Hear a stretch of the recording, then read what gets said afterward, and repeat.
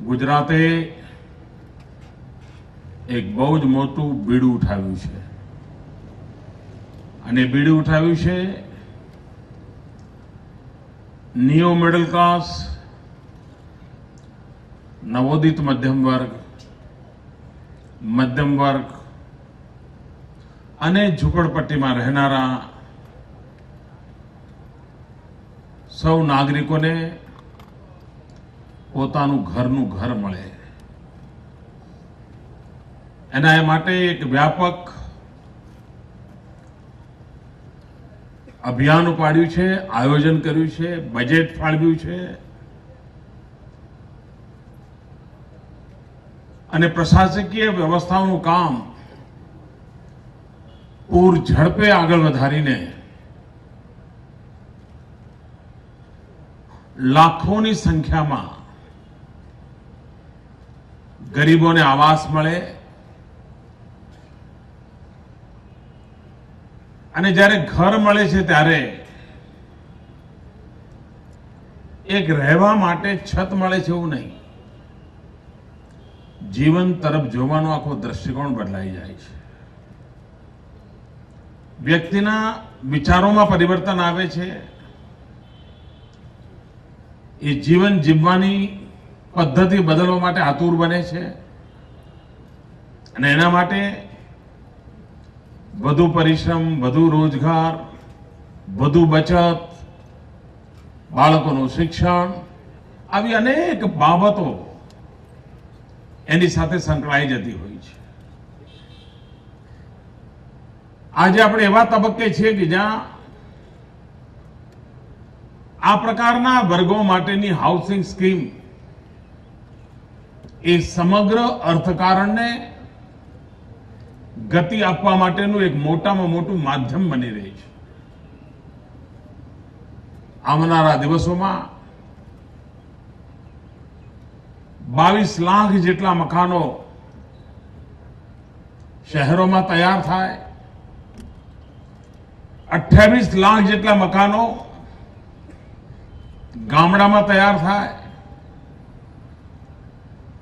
અને કદાચ ગયા 100 વર્ષમાં આટલા મોટા પાયા પર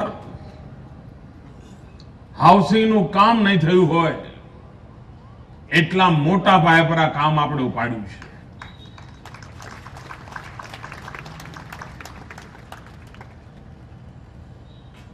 અનેક લાભાર્થીઓ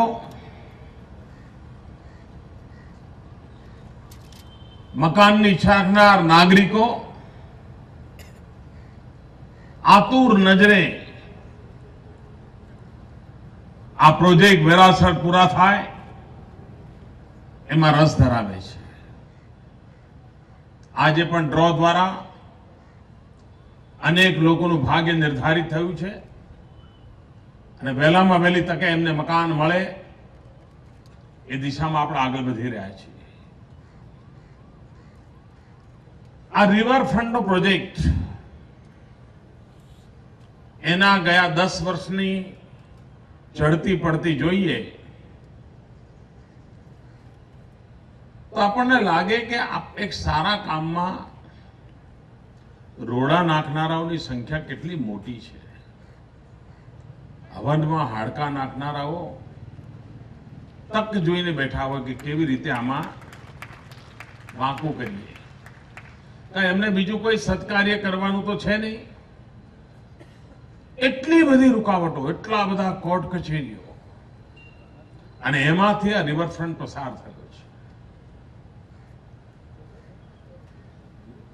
અને જે લોકોએ આ પ્રકારની રૂકાવટો નાખી, મુસીબતો પેદા કરી, આપણા દેશની સમાજની વ્યવસ્થા કમનસીબ એવી છે કે એમને કોઈ પૂછનાર જ નથી, ભાઈ તમે આ બધું કર્યું હતું તો હવે શું? આટલી બધી તમે અડચણો નાખી હતી, હવે શું? અને એટલો બધો આખા આ પ્રોજેક્ટ બાબતમાં અપપ્રચાર કર્યો હતો. અહીંયા જે ઝૂંપડપટ્ટીમાં રહે છે લોકો, એમનું શું થશે? મોટો વિવાદ. ઝૂંપડપટ્ટીની સંખ્યા, એના લોકો. અને આજે જે લોકો ઝૂંપડપટ્ટીમાં જીવતા હતા એમને જેવા કેવા ઉત્તમ પ્રકારના મકાન મળ્યા છે, એમનું આખું જીવન કેવું બદલાઈ ગયું છે. કદાચ આગામી 2 પેઢીઓ 3 પેઢીઓ એમને ત્યાં જ રહેવું પડ્યું હોય, પરંતુ સરકારની યોજનામાં ભાગીદાર બન્યા તો જીવન ધોરણ બદલાઈ ગયું. એ દિવસોમાં ભૂતકાળમાં ક્યારે ગુજરી માટે કોઈએ 5 મિનિટે ફાળવી નહીં હોય. કોઈ ફોટોગ્રાફીના શોખીન હોય એ કદાચ જતા હોય ફોટા પાડીને રાખતા હોય, ભાઈ કોઈ પૂછ્યું ના હોય. પણ જેવું રિવરફ્રન્ટનું આવ્યું, ઓહો, ગુર્જરી બજારને જાણે સોનાની ખાણ મળી ગયા પ્રચાર કરવા વાળાઓને. એવા મંડ્યા હતા, માથાના વાળ ખેંચી લે એવું બધું ત્રાસ કરી નાખ્યા. એમને એમ હતું કે બસ આ સરકારને બદનામ કરવા માટે આનાથી મોટો કોઈ ઉપાય જ નથી. જે લોકો ઇન્ક્લુઝિવ ગ્રોથની વાત કરે છે, લોકો ગરીબોની ચર્ચા કરે છે, એમને મારો પડકાર છે, જઈને અમારી કલ્પનાનું ગુર્જરી બજાર જોઈ લે.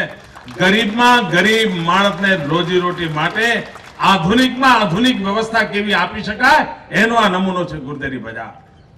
ત્યારે કોઈ જુએ તો ખરા.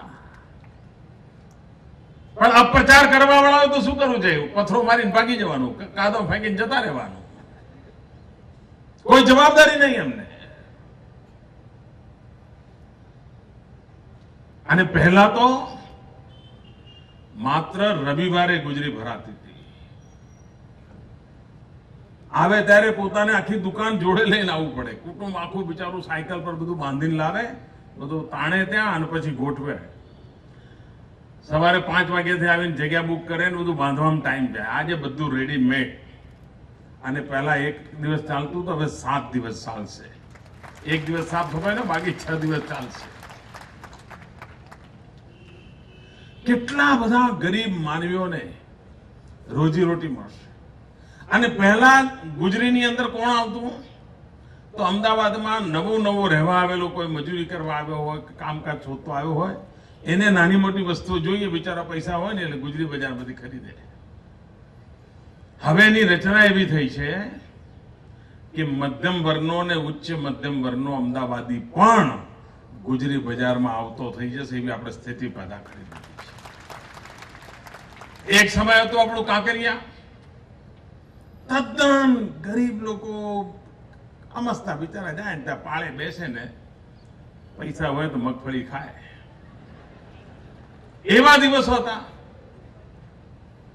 આજે મોંઘામાં મોંઘી ગાડીઓનું લઈ જઈને પાર્કિંગ કરીને કાંકરિયા પર જઈને આંટો મારવા લોકો પ્રેરાય છે. કેવી રીતે બદલાવ લાવી શકાય છે, શહેરી વિકાસનું દર્શન કેવું હોય, અને શહેરીજનો એમાં ખાસ કરીને નવોદિત મધ્યમ વર્ગ અને મધ્યમ વર્ગ એની આશા આકાંક્ષાઓની પૂર્તિ માટે કેવા આયોજનો થાય એનું એ ઉત્તમ ઉદાહરણ છે. કોઈ કલ્પના કે મને આ છે એ દિવસોમાં જાણે આ સરકાર એવી આવી છે કે ધોબીઓને તો મારી કચડી નાખશે, એમનું બધું લૂંટી લેશે. હવે તો જાણે અમદાવાદના લોકોને કપડા ગંદા પહેરીને જ ફરવું પડશે, કોઈ ધોબી જ નહીં રહે એવું વાતાવરણ બનાવી દીધેલું. આજે દેશ આખાના ધ્યાનમાં આવશે કે જ્યારે વિકાસ કરીએ છીએ ત્યારે ગરીબમાં ગરીબ માણસની પણ કાળજી રાખીને વિકાસ કરી શકાય છે, પર્યાવરણની કાળજી રાખીને વિકાસ કરી શકાય છે. એટલું જ નહીં, સામાન્ય ગરીબ માનવીને વિકાસ માટેની નવી તકો મળી રહે એવા મોડેલ સાથે વિકાસ કરી શકાય છે. એનું ઉત્તમ ઉદાહરણ આખો રિવરફ્રન્ટનો પ્રોજેક્ટ છે.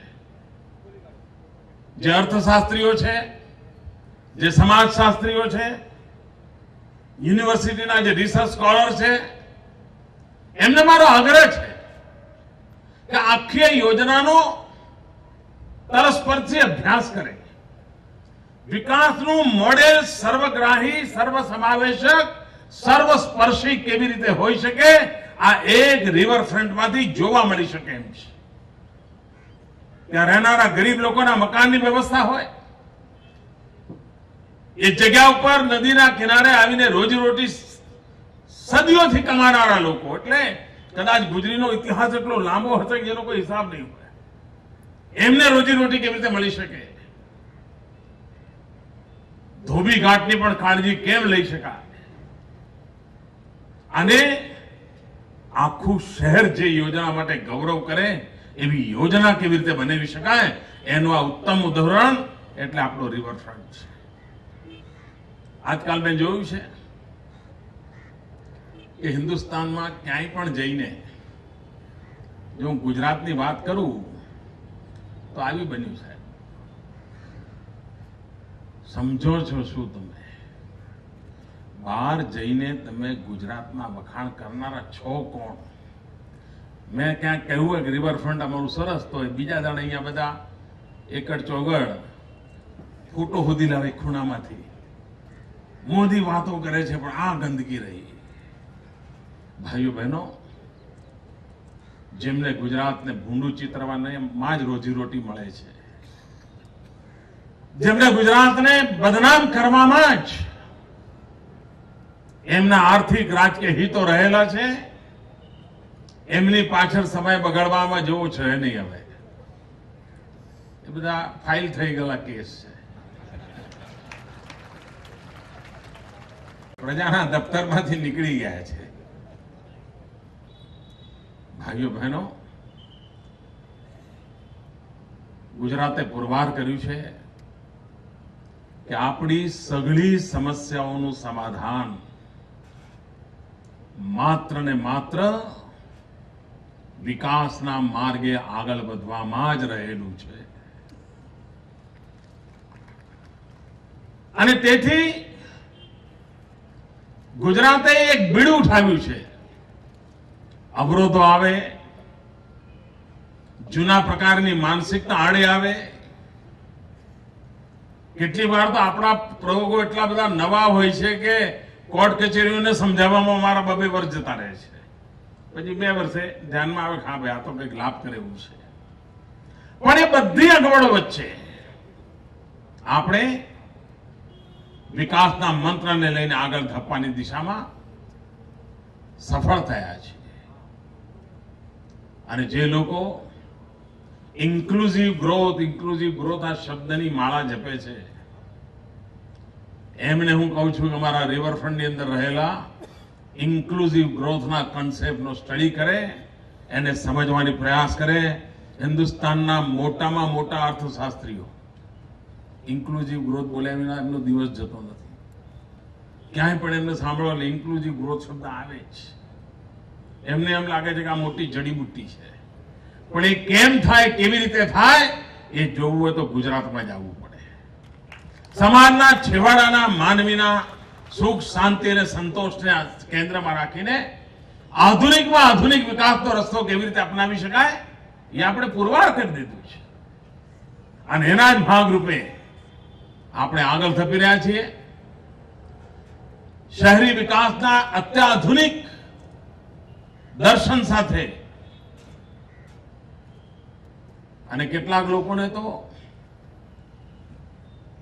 શહેરીકરણ એ જાણે આફત લાગવા મળી. 20-25 વર્ષ સુધી આ દેશમાં એક એવી માનસિકતા એક ઘર કરી ગઈ કે જાણે શહેરીકરણ થાય છે એટલે મોટી આફત આવે છે અને બધું કેમ સંભાળાય, બધું ખોટું થઈ રહ્યું છે. એમાં જ લગભગ એમણે સમય વિતાવ્યો. આજથી 25 વર્ષ 30 વર્ષ પહેલા મોટા થતા જતા શહેરો, વધતા જતા શહેરો, અન્ય રાજ્યોમાંથી આવનાર નાગરિકો, ગામડાઓમાંથી આવનાર નાગરિકો આને આફતને બને જો અવસર માનીને આયોજન કર્યું હોત તો આજે કદાચ ગુજરાતના શહેરો માત્ર ગુજરાતના વિકાસની ધરોહર નહીં, હિન્દુસ્તાનના વિકાસની ધરોહર બની શકી હોત. આપણે ગયા 10 વર્ષથી શહેરોને એક અવસર માન્યો છે, વિકાસ માટેની એક ઉમદા તક માની છે. વધુમાં વધુ લોકોને રોજગારી આપે એવું એક ઓર્ગેનાઇઝ એકમ માન્યું છે. ગ્રોથને પણ ગતિ આપવી હોય તો એના અનેક પાસાઓ છે, પરિબળ છે, જેની થોડી ગતિથી પણ ક્યુમ્યુલેટિવ ઇફેક્ટ એક વિશાળ ડગ બરાબર બની જતી હોય છે. અને એ દિશામાં આપણે જે પ્રયાસ આદર્યા છે એ પ્રયાસના જે સફળતા મળી રહી છે. દુનિયાના વિકસતા દેશોમાં સુરત હોય, વડોદરા હોય, અમદાવાદ હોય, રાજકોટ હોય, એના નામની ચર્ચા થાય છે. એ તો ભૂતકાળમાં આપણે ક્યાંય ખૂણામાં પડ્યા હતા, ઇતિહાસના પાને ક્યાંય નજરે ન ચડી એવી સ્થિતિ પડ્યા હતા. આપણે વિકાસને સામાન્ય માનવીના સુખ માટેના એક ઔષધ તરીકે સ્વીકાર્યો છે. આધુનિક જીવન ઇંતજાર કરવાનો નથી મિત્રો. હું કે તમે રાહ જોઈને બેસી એટલે દુનિયા ઉભી રહે એવું નથી બનવાનું. જગત આપણા કરતા આગળ ચાલવાનું છે. અને જો જગત આપણા કરતા આગળ ચાલતું હોય તો આપણે 2 ડગલા આગળ ચાલવાની હિંમત બતાવી જોઈએ. તો પછી બદલાતા જતા આધુનિક જીવન તરફ પડતા સમાજ જીવનને આપણે કેટર કરી શકીએ, એની ચિંતા કરી શકીએ. આ દીર્ઘદ્રષ્ટિ સાથે, દૂરદ્રષ્ટિ સાથે ગુજરાતની અંદર આપણે પ્રગતિ કરી રહ્યા છે, અને એના જ કારણે આજે ગુજરાતના વિકાસનો વાવટો ચારે તરફ ફરકી રહ્યો છે. જે લોકોના આજે ડ્રોમાં પસંદગી પામ્યા છે એમને મારી શુભકામનાઓ છે.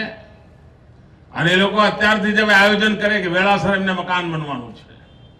નવા મકાનની જિંદગી કેવી હશે, જૂની જિંદગીમાં નવો બદલાવ કેવો હશે, નવા મકાન માટે શું શું હવે બચત કરવી પડશે, નવા મકાનની અંદર બાળકોના શિક્ષણનું કેવું, આના વિચારો ચાલુ થવા જોઈએ. એક વાર આવા વિચારો ચાલુ થયા તો તમે જોજો તમારે બધી આદતો બદલાઈ જશે.